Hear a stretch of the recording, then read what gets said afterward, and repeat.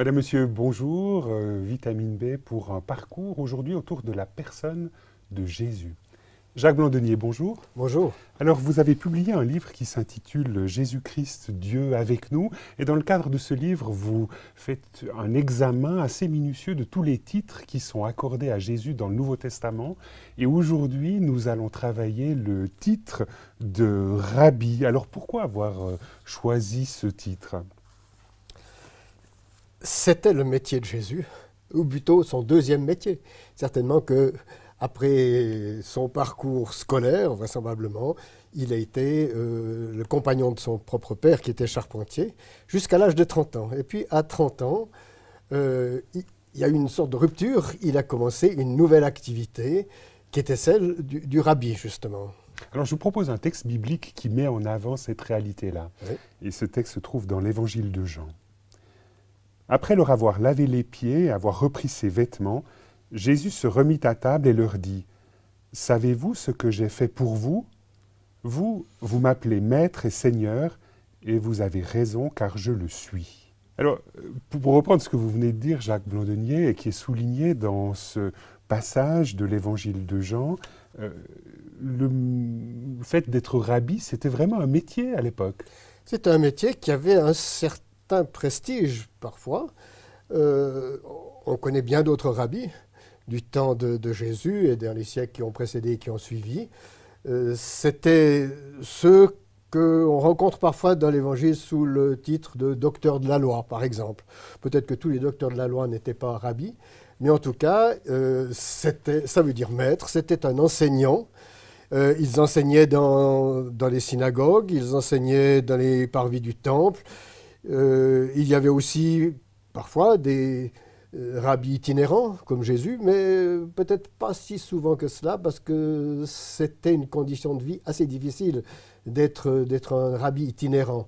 Il fallait être soutenu financièrement, et ça n'allait pas toujours de soi. Concrètement, où étaient formés ces rabbis ? Alors il y avait des écoles dans les synagogues, et il y avait même plusieurs tendances. Il y avait des rabbis libéraux, des rabbis orthodoxes, et chacun se retrouvait un peu dans sa sphère, et ils ont laissé des traces assez évidentes dans beaucoup d'écrits qui datent de cette époque-là. Donc plutôt dans la littérature juive, comme on dirait de manière commune. Oui, Ouais. tout à fait. Oui. Alors, ce qui est surprenant, c'est que semble-t-il, Jésus, lui, n'a pas été à l'école d'un autre maître ou n'a pas été formé comme rabbi. On pourrait dire il était un rabbi SDO. Hein, SDO, ça veut dire sans Sans- diplôme officiel. D'accord. Oui, Jésus... Et ça a un peu agacé à l'époque. J'entends, Comme- il était quelque part un peu marginal. Oui, mais de tout temps. Ceux qui ont fait tout un parcours académique et qui leur a coûté cher et beaucoup d'efforts et qui arrivent à avoir un titre, une profession et peut-être un beau diplôme affiché dans leur bureau et qui voient un outsider qui arrive, qui n'a suivi aucune formation et puis qui s'arroge le même titre, eh bien, on n'est pas content. Ça irrite, ça agace. Ça irrite, ça agace, oui. Alors, bon, ça a agacé certains à l'époque, mais ça a aussi étonné beaucoup de monde. Oui, ça a étonné parce qu'on se disait, mais d'où tient-il tout ce qu'il sait? Parce que c'était pas un piètre rabbi. Et non, au contraire, les textes bibliques insistent à plusieurs reprises sur le fait que les gens étaient frappés par l'autorité avec laquelle ils parlaient et qu'ils n'étaient pas comme leurs scribes et leurs docteurs de la loi, justement. Sa manière d'enseigner était une manière qui était spécifique et qu'on ne retrouve pas. Je crois que cette autorité qu'on lui reconnaît, donc ne tenait pas à un grade et un diplôme, mais tenait d'abord à un accord complet entre ce qu'il disait et ce qu'il était et ce qu'il faisait, certainement. Et puis, un des aspects de son autorité, c'est qu'il était simple, finalement. Il n'avait pas besoin de se lancer dans toutes sortes d'astuces très intellectuelles, très subtiles, en coupant les cheveux en quatre, comme c'était souvent le cas des rabbins à l'époque. Non, il disait des choses jamais simplistes, mais simples. Et cette simplicité de Jésus draine les foules. C'est peut-être aussi l'une des raisons pour lesquelles ça a irrité et agacé Oui. les rabbis en place. il avait peut-être plus de succès qu'eux. Et puis, c'est vrai, les foules, les gens très simples des villages, l'écoutaient avec passion. Et Jésus, lorsqu'il parlait, touchait des aspects très profonds de la vie humaine. Et ça, je crois que les gens se sentaient rejoints aussi et l'écoutaient.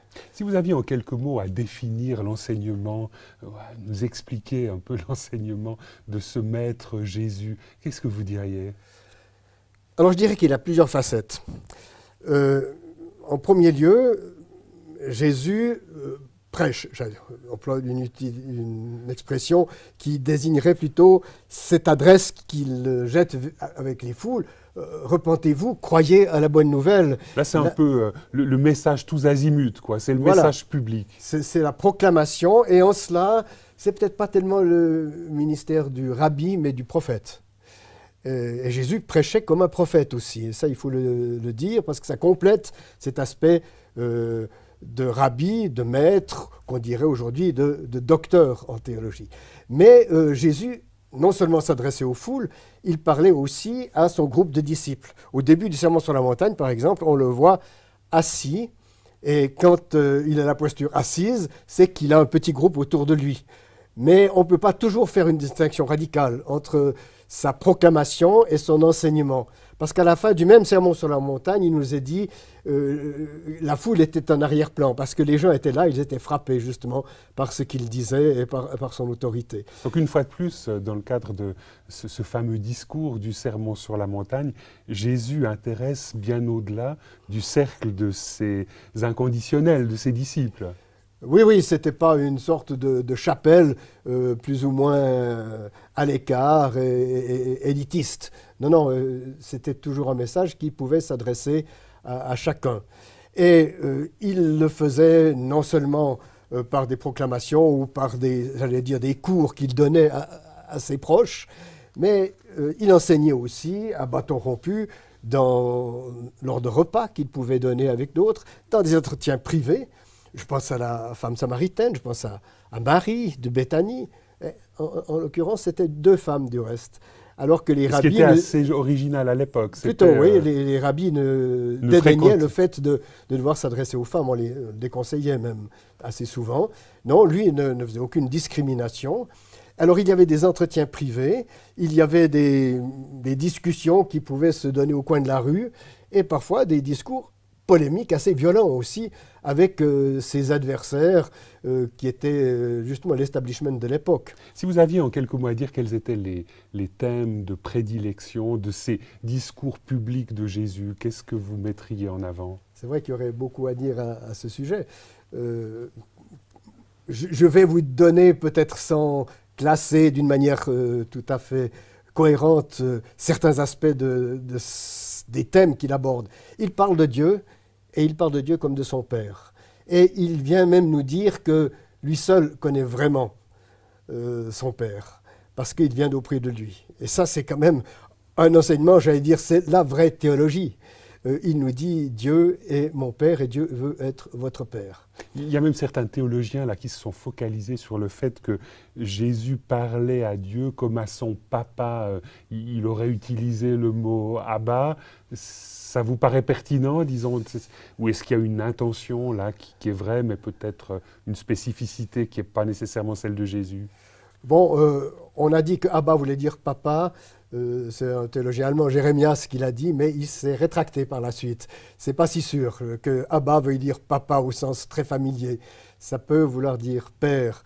Et pour poursuivre dans l'enseignement qu'il donne, il enseigne aussi à ceux qui l'écoutent à dire à Dieu Père, notre Père qui est aux cieux.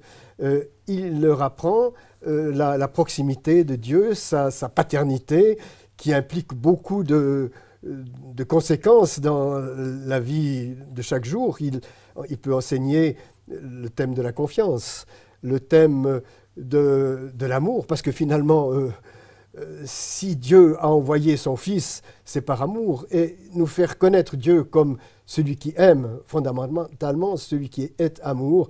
Alors c'est aussi pour, dans son enseignement éthique, nous apprendre nous, à aimer, à nous aimer les uns les autres. Et il va même bien plus loin, puisqu'il appelle à aimer l'ennemi. L'ennemi. À aimer l'ennemi, ça va au-delà de la non-violence, si on veut, bien qu'on dise parfois à propos de Jésus que c'est un enseignement de non-violence. Alors, il y a un genre littéraire qui revient régulièrement dans la bouche de Jésus, notamment quand il s'adresse aux foules, c'est le genre de la parabole. En deux mots, c'est quoi une parabole? Alors, une parabole, c'est une histoire, en général une petite histoire, c'est-à-dire courte, qui est prise où on saisit des éléments de la vie de tous les jours. Et on essaye, à partir de ces choses concrètes, pratiques, que tout le monde connaît et reconnaît, on essaye de montrer autre chose. Alors, c'est assez important de prendre conscience que ce n'est pas forcément une comparaison pour aider à dire de façon simple des choses compliquées. On pense souvent que c'est ça. Mais ce serait quelque part une historiette pour les enfants. Voilà, quelque chose d'un peu banal qui rabaisse une vérité très compliquée à un stade enfantin. Non, les paraboles, en fait, sont souvent énigmatiques. C'est-à-dire que Jésus ne les présente pas à ses auditoires pour leur faciliter la tâche. En réalité, je crois que lorsqu'on est un peu attentif à la lecture des paraboles, on s'aperçoit qu'il y a toujours, ou presque toujours, un aspect insolite, quelque chose d'inattendu. Et alors, c'est très important de voir quelle est la chose dans la parabole qui, justement, est cette sorte de pointe pertinente, qui nous remet en question. Donc, ce n'est pas simplement une manière de donner une solution facile à un problème, c'est une façon plutôt de nous amener à réfléchir, peut-être à nous mettre en question. Et c'est pourquoi les paraboles, il y a des gens qui, effectivement, les écoutaient comme des historiettes et ça ne leur rapportait rien du tout.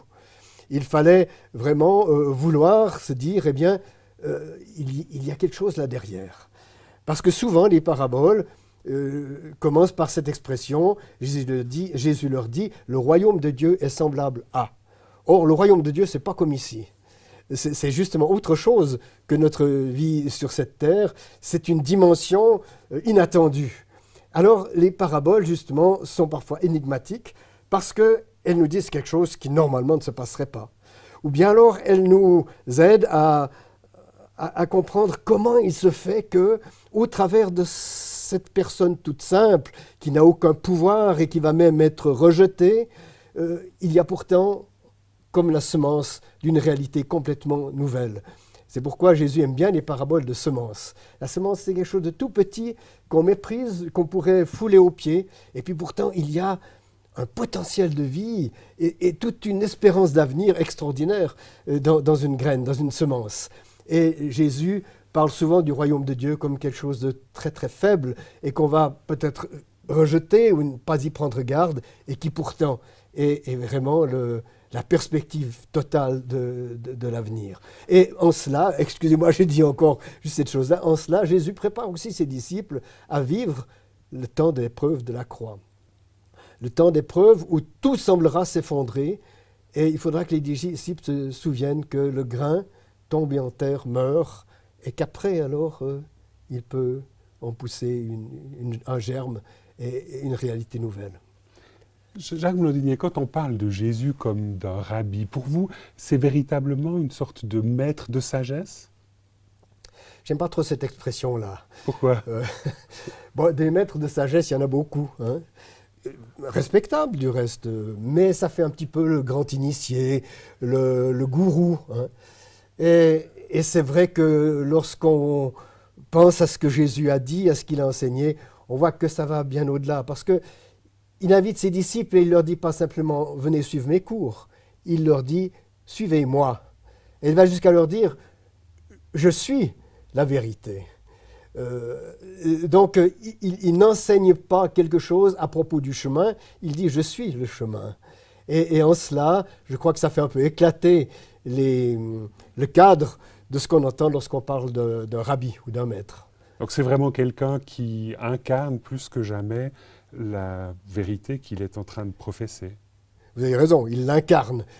C'est vrai que Jésus enseigne, on a essayé d'énumérer certains aspects de son enseignement, privé, public, abattoir, etc. Mais il y a tout un aspect de son enseignement qui se passe de parole. Les miracles qu'il accomplit, il les appelle des signes souvent, c'est-à-dire ils annoncent quelque chose qui vient, quelque chose de plus grand. Ils font comprendre de quoi il s'agit. Dans le royaume de Dieu, il n'y aura plus de détresse, il n'y aura plus d'impureté, il n'y aura plus de solitude et d'exclusion, il n'y aura plus de maladie. Et puis Jésus, c'est le texte que vous avez lu au début, il avait lavé les pieds de ses disciples. Quelle prédication, quel enseignement de faire un geste comme celui de laver les pieds, n'est-ce pas? Jacques Blandunier, on voit que la personne de Jésus vous fascine. Merci beaucoup de nous avoir emmenés sur ce chemin de Jésus Rabbi. Madame, Monsieur, nous espérons que cette émission vous aura intéressé. Au revoir et à bientôt.